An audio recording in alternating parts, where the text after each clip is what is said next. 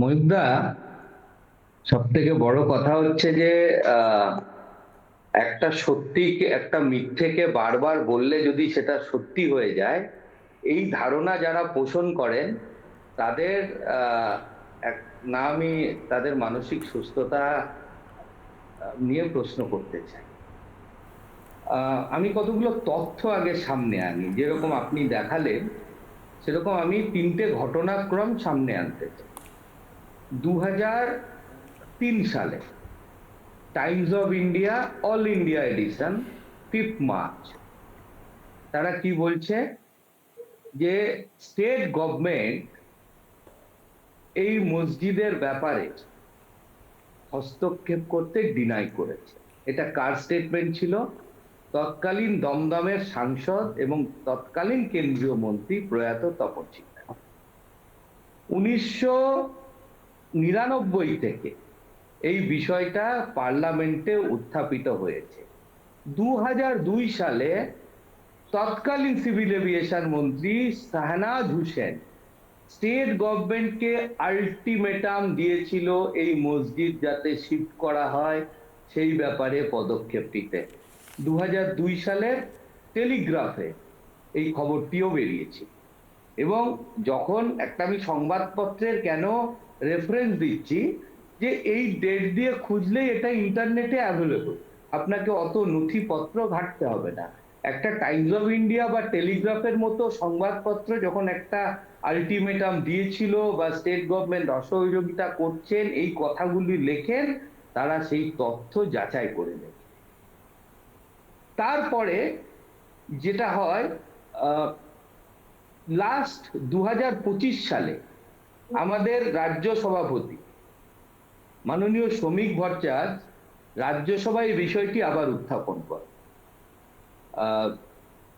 এবং সেখানেও বলা হয় পরিষ্কার, Shri Muralidhar Mohol, minister of state, ministry of civil aviation, তিনি পরিষ্কার বলেন যে এই মসজিদটি থাকার জন্য এয়ারপোর্টের শিডিউল মেনটেনেন্স অ্যাক্টিভিটিস, এই অ্যাপ্রোচ এরিয়াতে সেকেন্ডারি রানওয়ে ইত্যাদি ম্যাটারগুলো অত্যন্ত ক্ষতিগ্রস্ত হচ্ছে, এবং সিকিউরিটির বিষয়টা তো আছেই। এয়ারপোর্ট অথরিটি অফ ইন্ডিয়া এটি নিয়ে বিবেচনা করছে।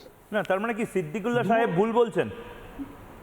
আমি তো তথ্য কে দিয়ে ঠিক বলছি। বলছে, সৌরভ শিকদার না সিদ্দিকুল্লাহ সাহেব? আমি আমি তো সিদ্দিকুল্লাহ সাহেব, এটা কি সত্যি কথা? এটা কি সত্য? সিদ্দিকুল্লাহ সাহেব পড়াশুনো করে আসেনি। মহিবদা, আমাকে বলতে দাও, উনি পড়াশুনো করে আসেননি। উনি যেভাবে মিথ্যে ভাষণ বলে যান, উনি ভাষণ দিচ্ছেন, ভাষণ দেওয়ার জায়গা না। আমি আপনার বিধায়ক, দয়া করে চুপ করে উনি থাকবেন। সরকারে আছেন, এখানে উনি ভাষণ শোনেন। আমি আপনার সময় আমি বলবো সঞ্চালক বন্ধুকে শুনুন। শোনেন, মে মাসের শেষের দিকে উত্তর 24 পরগনার ডিএম মিটিং এ উনি ছিলেন। ভালো করে শুনুন। আচ্ছা, সিকদার সাহেব উনি সম্মানীয় বিধায়ক। আচ্ছা, সিদ্দিকুল্লাহ সাহেব, সৌরভ শিকদারের বক্তব্যটা আমি শুনে নিই, তারপরে আপনার একটা বক্তব্য নেব। সৌরভ শিকদারের বক্তব্যটা একবার শুনে নিই, তারপরে আপনার বক্তব্য নেব। আমাকে বলতে সৌরভ শিকদার বলে নিন, 1 মিনিট সময় বলে নিন, তারপরে সিদ্দিকুল্লাহ সাহেব হাত তুলে দিয়েছে, বলেছে ঠিক আছে, বলে নিন।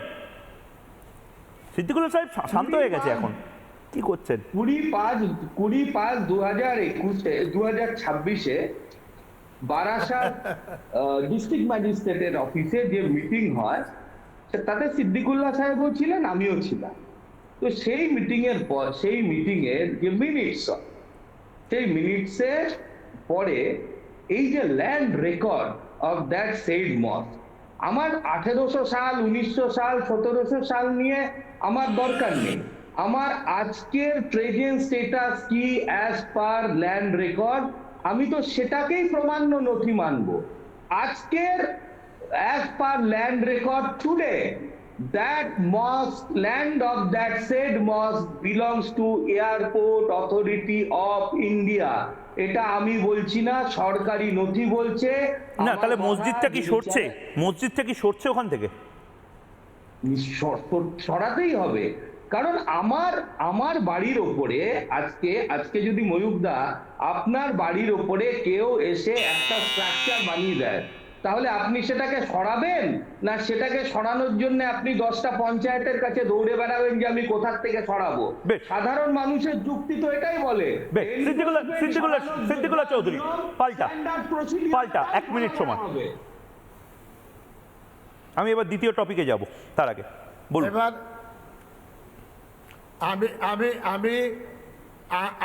আমি আমাদের মাননীয় বিধায়ককে বলবো, আমি যেটা বলেছি আবার বলছি, দেশের স্বার্থে, এয়ারপোর্টের স্বার্থে, ব্যবসার স্বার্থে, নিরাপত্তার স্বার্থে আমাদের কোনো দ্বিমত নেই। কিন্তু আমরা যেটা বলেছি, মুসলমান সমাজ নিজের হাতে মসজিদটা তুলে দেবে না, পার্লামেন্টে আইন তৈরি করে নেন, অথবা যারা স্কলার তাদের কাছে বলুন এই সমস্যা সমাধানের রাস্তা খুলবে, মুগুর মেরে নেবেন না। এটা হলো আমার মুখ্য বিষয়। জোর করে চাপিয়ে দিয়ে কেওয়াস সৃষ্টি করবেন, এতে আমাদের আপত্তি আছে। ব্যাস, আমি শেষ বক্তব্য। তার মানে দালালোটা কি ব্যাপারটা? আধ ঘন্টা, এই যে 8টা থেকে 8:30 আমরা কথা বললাম, মানে মুসলমানরা তারা মসজিদ নিজে হাতে এই কাজ করবে না, আর কেউ যদি টাচ করে তাহলে সেটা আইন শৃঙ্খলার ঘটনা হয়ে যাবে। আর এয়ারপোর্টের মধ্যে থেকে মসজিদ সরবে না, দরকার হলে এয়ারপোর্ট সরে যাক। চমৎকার সেকুলারিজম। তাহলে ফাইনালি কি দাঁড়ালো? না এটাও বলবো না, শোনা, না ভুল কথা। তাহলে দালালটা কি? ডিম আগে না মুরগি আগে, মুরগি আগে না ডিম আগে? ফাইনালি কি হবে? তাই নামেনি, আমরা আবেদন করেছি। বেশ, ফাইনাল টেবিলে আলোচনা করে রাস্তা খুলতে হবে। মুগুর মেরে এটা ক্ষমতার অপব্যবহার হবে। আমরা দেশের পক্ষে, নিরাপত্তার পক্ষে, উন্নয়নের পক্ষে। মুগুর মেরে মসজিদ নেবেন না, আলোচনার টেবিলের জায়গা বলে দিয়েছি, সেখানে। বেশ একদম আমার সময় ঠিক এই জায়গাতে আমি শেষ করছি। এটা নিয়ে না এটাকে সরাতে হবে, তার কারণ আমি এটা শেষ করছি এখানে। অনেক ধন্যবাদ সিদ্দিকুল্লাহ চৌধুরী এবং সৌরভ শিকদার। এটা নিয়ে আমরা কন্টিনিউ করবো। আমি পিসিআরকে বলবো একবার ওই গ্রাফিক্সটা দেখানোর জন্য, দেখুন সাইডেও সেই গ্রাফিক্সটা চালানোর জন্য। দেখুন কেন বলা হচ্ছে, একটা এয়ারপোর্টের মধ্যে প্রেয়ার রুম থাকে, অর্থাৎ প্রার্থনা ঘর থাকে। সেখানে যে যার ইচ্ছা সে প্রার্থনা করতে পারে। আপনার ইচ্ছা হলো আপনি টয়লেট করতে এয়ারপোর্টে যান, আপনার বাড়ির পাশে বিমানবন্দর বলে আপনার মনে হলো একটু জল খাবো, বিমানবন্দরে জল পাওয়া যায়, একটু জল খেতে যান। আপনার টয়লেট করার ইচ্ছা থাকলে কি আপনি টয়লেট করতে বিমানবন্দরের ভেতরে ঢুকতে পারেন? শপিং মল তো নয়, বিমানবন্দর।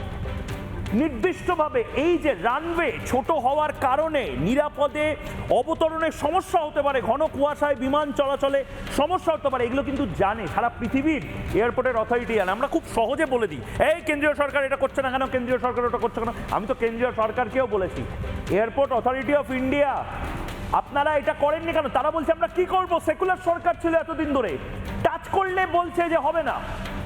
আর এখনো বিজেপি শাসিত এই আমলেও সিদ্দিকুল্লাহ চৌধুরী সাহেবের কথা তো শুনলেন, আমরা কিছু করব না, কেউ কিছু করতে এলে ঝামেলা হবে। আর যদি এরকম ঘটনা হয়, মীমাংসা করে টেবিলে বসে এটা কোনো একদিন করতে হবে, আইন মোতাবেক করতে হবে, মানে ভারতে আইন পাস করতে হবে এর জন্য। সাবাস। এই সেকুলারিজম, এই মেকি সেকুলারিজম আপনি কতটা ফলো করেন আমাকে কমেন্ট করুন। আমি এই মেকি সেকুলারিজমের বিরুদ্ধে লাগাতার বলে গেছি, এবং আমি বলে গেছি কিছু ভণ্ড বামপন্থীর বিরুদ্ধে। নানা ধরনের কন্টেন্ট দেখার জন্য লাইক করুন, শেয়ার করুন আমাদের ফেসবুক পেজ, সাবস্ক্রাইব করুন আমাদের ইউটিউব চ্যানেল। পাশাপাশি অন্যান্য ব্রেকিং নিউজের জন্য অবশ্যই চোখ রাখুন রিপাবলিক বাংলায়।